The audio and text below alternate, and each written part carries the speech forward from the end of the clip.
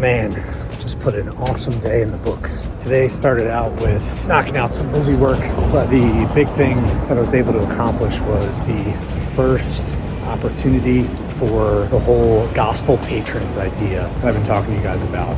So for those of you who are new or haven't heard this concept, I feel as though I've been called to be a gospel patron. So let me unpack that definition for you. So if you think about ministry within the Christian faith, within the church, within the body of Christ, ministry is basically when Christians come together and serve others around a particular cause. So you can think about it. Good ministry would be like Celebrate Recovery, one of the ministries that my church does. So it's a ministry to support addicts who are in recovery, to support them with meetings. Think about AA or NA meetings to break free of their addiction and do that on a biblical foundation. Just climb 5 flights of stairs. Give me a sec. So that's like a real life example of a ministry that a group of Christians would be partnered around or focused on. And it's basically acting and serving as the body of Christ for a particular purpose, like helping addicts in recovery. So today I had an opportunity to live into this gospel patronage thing. So gospel patrons, you've got full-time ministry. Think about like a pastor who is full-time pastoring, or a missionary to Africa, who that's like their full-time job is to be in the ministry, to be serving others,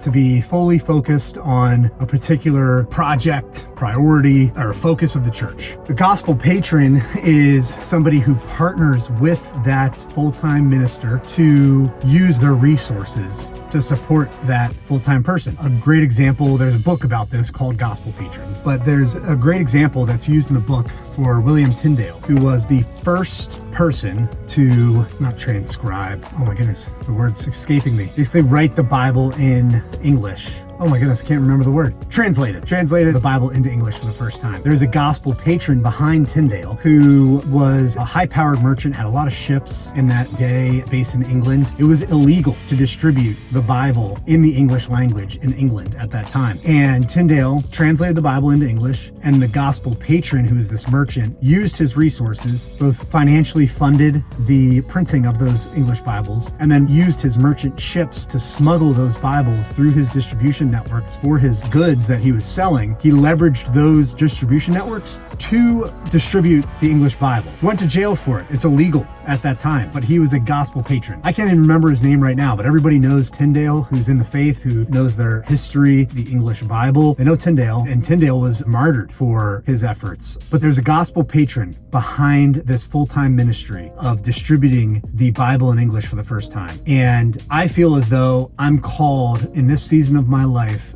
to be that background player who utilizes my resources, my expertise in business for the purpose of building Christ's kingdom and partnering with full-time ministry. So this first part of my day was spent working with a guy who fits that bill. You know, he's in full-time ministry. He's doing it. He's in Chester, which is a really tough part in the South Philadelphia area. He runs 5 or 6 recovery houses. He has a church plant through a house church. They're establishing a location that fits zoning a little bit better than running a church out of his house. I spent the morning with him touring his entire ministry, learning all the details of what he does day in and day out, and learning about how I can support it, how I can partner with his ministry. And there's a little bit of, due diligence, if you will, on if this is a good fit for this whole gospel patron concept. But man, it feels like it's divine. Me and my family growing up used to serve in Kensington, Philadelphia, which there's just a big FBI raid in Kensington. It's a really rough part of Philly. It's kind of the drug hub of Philadelphia. And we used to spend, a lot of time there weekly serving that population of lower income, drug infested, drug addicted population. And I've always had a heart for that. Did a little bit of prison ministry, have that on the docket, down the line as well. It just could really fit into, what we're targeting in our businesses, with having a focus on the trades, an off-ramp for particularly men who are leaders to make a living for themselves, learn core skills and competencies. Man, it just feels like such a tremendous opportunity to partner with this guy and to make an impact for the gospel and for Christ's kingdom through partnering with him. So I got to do that and then rolled right into touring a opportunity, a business that's for sale. That's a 10-room inn, this beautiful inn in Kennett Square that, I toured. It's got 3 buildings on it, very European style, very clean, crisp, a lot of white with a little bit of pop of color, beautiful marble bathrooms, sort of like this Italian garden, water garden type feel. There's 2 different gardens overlooking a pond with this beautiful 3 to 4 acre property. Just beautiful retreat that, man, it just feels like this would be another amazing spot to further extend our Heritage Rose, mission and vision, and provide an oasis and a retreat for these full-time ministry people to retreat back to. And then it is a business, so it's fully operational and there's good opportunity to build out probably, maybe 4 or 5 other rooms in this inn. Just great opportunities and really excited about it. Really feel like this could be something that we could put our weight behind. So that was another thing. I'll pop some pictures here while I'm talking through it of what this inn looks like for you all to see, and would love to host some of these people on this channel. We've got something in the works for the viewers of this channel to come be a part of that.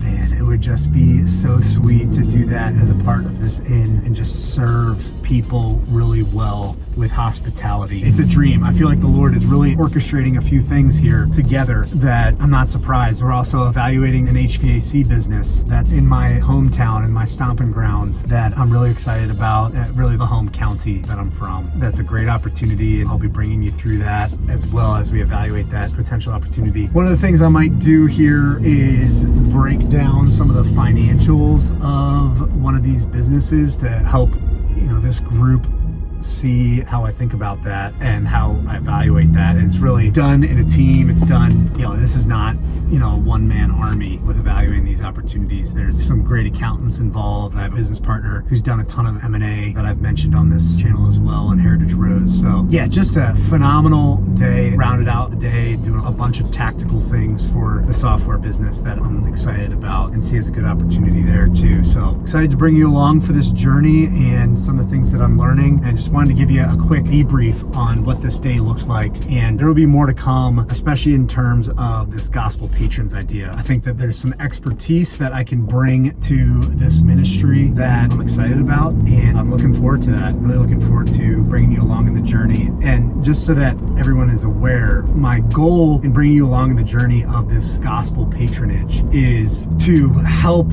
people learn as I'm learning what this path might look like for a business person, for an operator. This is not meant to be self-promoting. That's not my intent. It's not my goal for me to put a show on of how good I am at all this and how generous I must be in order to be involved in these ministries in that way. I'm learning what it looks like to be a good steward of my talents and my gifts and my resources that have been given to me by God. And my goal is in stewarding those resources and transparently what that looks like on this channel, that I could be an inspiration and a help and give people permission, because I know for me, I needed permission watching people like Bob, right, and Matt Cain and Matt Hayes and Adam Sachs. I needed permission for myself to see these men of God operate in proper stewardship with Christ's kingdom as their primary and sole focus at the expense of themselves, and to learn about what that looks like. I want to pay that forward and to show what that looks like as I learn to do it. So you're along for the ride.